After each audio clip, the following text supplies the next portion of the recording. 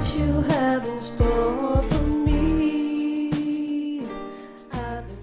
Greetings out there in YouTube land. This is Morris Man, and as always, I thank you guys for coming to my channel. And my co-host is Joseph Spencer.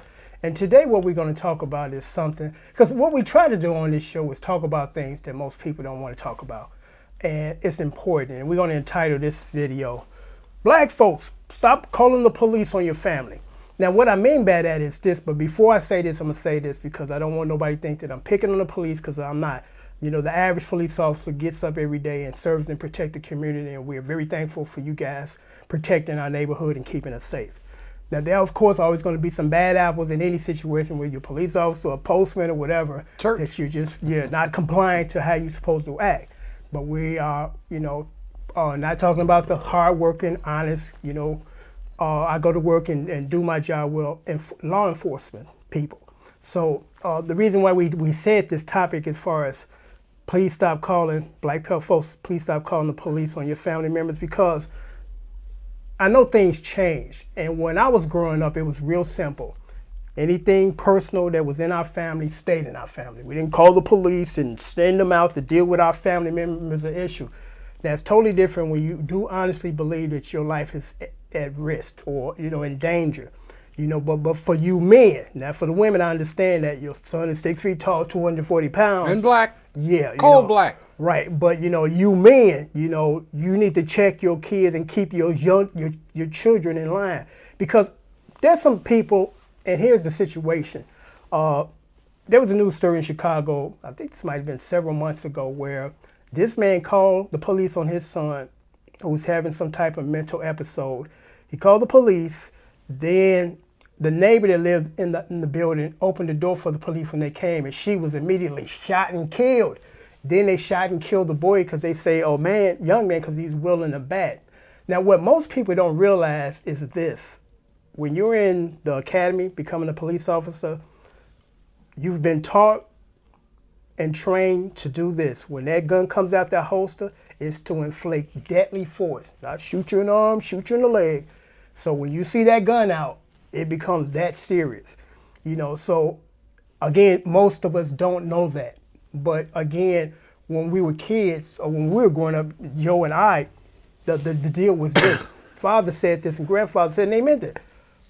I'm going to keep you in line. I don't care how old you are at this point. I brought you in this world. I'm going to take you out.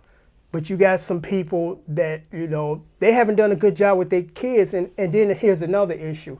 And I'm going to get a little winded here, and then I'm going to turn it over to Joe because it's important for me to give you all this at once. So it's important, if you have a child that has a mental issue, get proper professional treatment. Because I'm going to share a personal story with you, and this is why the topic is so near and dear to me. In my household, there was 10 kids. It was 6 boys, 4 girls. Now, unfortunately, just due to the law of average, everybody didn't turn out right. Most of us are healthy, got good jobs, good families, but 2 of my family members fell by the wayside by no fault of their own. One of my oldest brothers was a victim of lead poisoning because in the 60s, they used to lay deadly paint or deadly lead in the wall on the paint, and the paint chimps off, cracks off onto the floor, and little kids put everything and anything in their mouth. And my brother was a victim of that. He suffered brain damage at the age of like 4 years old, now has the mentality of a 6-year-old. My mother took care of him until she couldn't take care of herself. She passed away. I have a sister, one of my oldest sisters. In high school, she started to have issues. She started to say that she was hearing voices. And as I got older, I realized the condition is schizophrenia. Mm-hmm. And I don't wish that on my worst enemy. Brian Wilson of the Beach Boys is dealing with that issue. I can't imagine hearing voices in my head and they're telling me to do things. So unfortunately, it is what it is.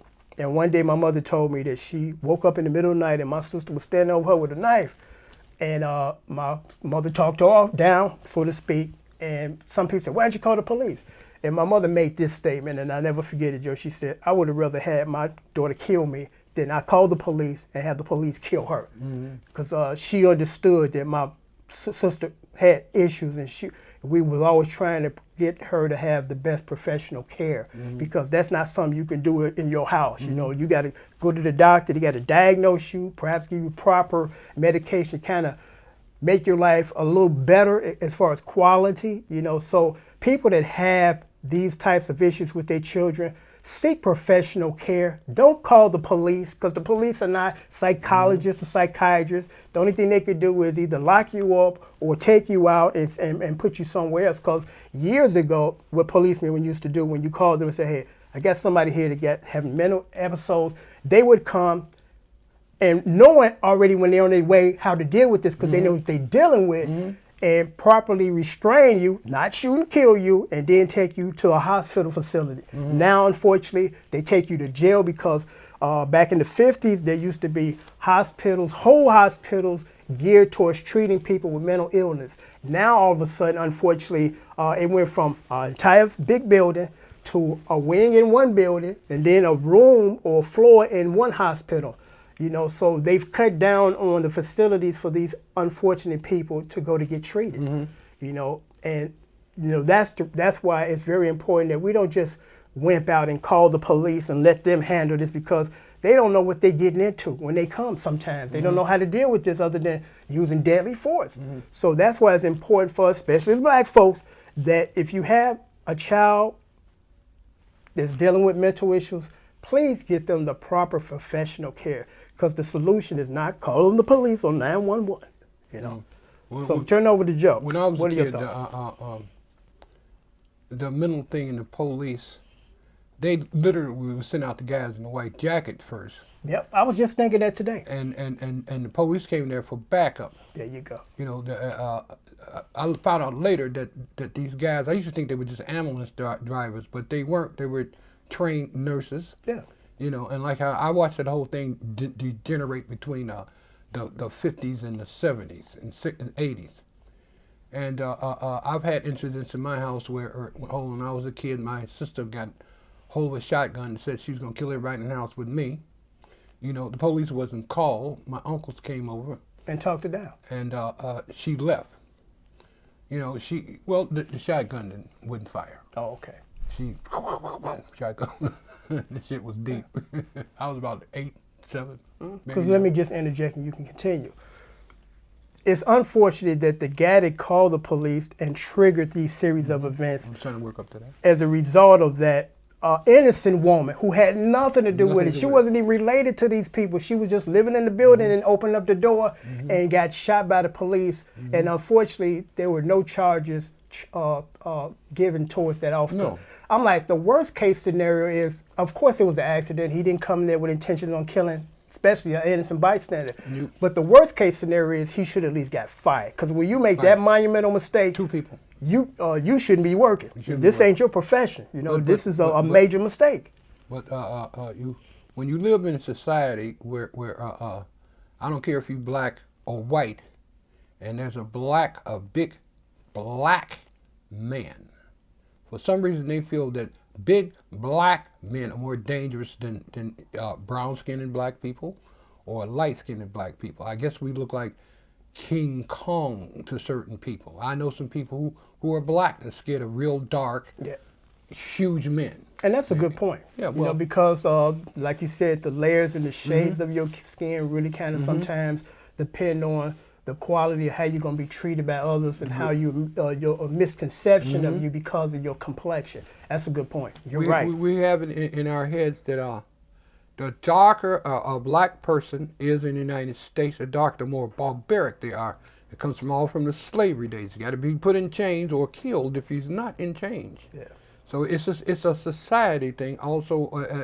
And then when you have somebody been brought up that subconsciously, and he becomes a police officer, he sees King Kong. Because wouldn't you say, agree or disagree, that light-skinned Blacks fare better in this society than dark-skinned Blacks? They feel that this is a whole deep another subject because this is the way I was brought up. You know, the kinky hair, big lips, it's a whole different subject. Maybe we can do a thing on it, and I'll be specific, straight up when I learn about that Jim Crow shit and skin color and hair. Yeah. But let us Yeah. For the sake of time, Well, let's yeah. cut. Yeah, because we can go on and want the camera shut off. And But we got to go. Sorry, but that camera gonna go away. I just want to say this. You know, we had to do this topic because it's very important that we realize that the family issues should stay a family issue. It shouldn't become a police issue, because when it becomes a police issue, it becomes a whole nother issue, and it can become a very deadly issue. So we thought it was important to touch on this topic because no one talks about this or even think about it. So until next time, take care. My name is Morris Man. I thank you for coming to my show, and my co-host is Joseph. Joseph Spencer. Have a good Take day. care and keep thinking.